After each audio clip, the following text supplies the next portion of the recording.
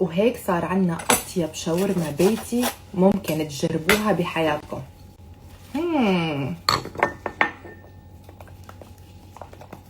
وصحتين على قلوبكم كلكم، ادعولي. ايه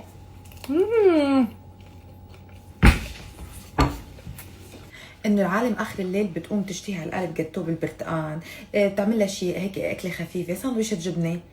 انا قايمه مشتهيه على شاورما.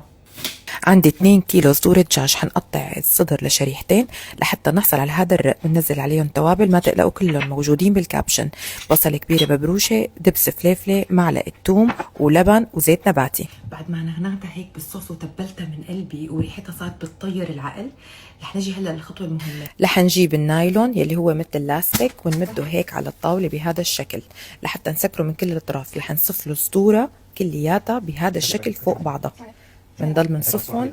انا تقريبا صفيت نص الكميه، وبعدين بنلفهم بحيث انه نسكر كل الاطراف ونعملها بهذا الشكل. احسنتي يا ام اللوب. حنحطها بالفريزر 12 ساعه، وهيك بنلاقيها بعد 12 ساعه او ثاني يوم. بسكينه حاده كتير رح نمسكها منيح ورح نقطعها لشرائح رقيقه بهذا الشكل.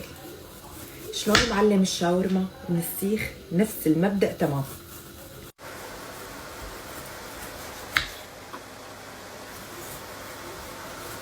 وهيك صارت عنا شرايح الشاورما جاهزه. اللي بيزيد فينا ناخده ونحطه بالفريزر، يعني ما في داعي نعملها كلياتها، نعمل حسب الاحتياج، واللي بيزيد نحطه بالفريزر. قليت البطاطا وجهزتها، حطيت شويه زيت بالمقلايه وشوحت الدجاج. ما بياخذ كثير وقت، بنحطه اول شيء على نار هاديه لحتى يبلش يستوي، وبعدين بنقوي النار وبنحرك بهي الطريقه. هلا هلا صارت عنا جاهزه، وصارت عنا الشاورما جاهزه. فيري كلاسيك، بطاطا توم ومخلل وخبز مشروح. فيكم تحطوا بقلبها يلي بتحبوه، انا بحبها هيك بهي الطريقه، مخلل وبطاطا وتوم. توم ونانونيز، نانونيز مو توم. عملوها هيك صواريخ، حطوا دعموها كيف ما بدكم، ادهنوها بالزيت لحتى تعطيكم هي الطبقه الكرانشي من برا.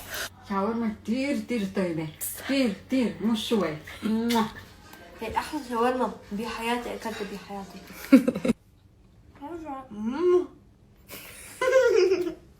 How is it? So good.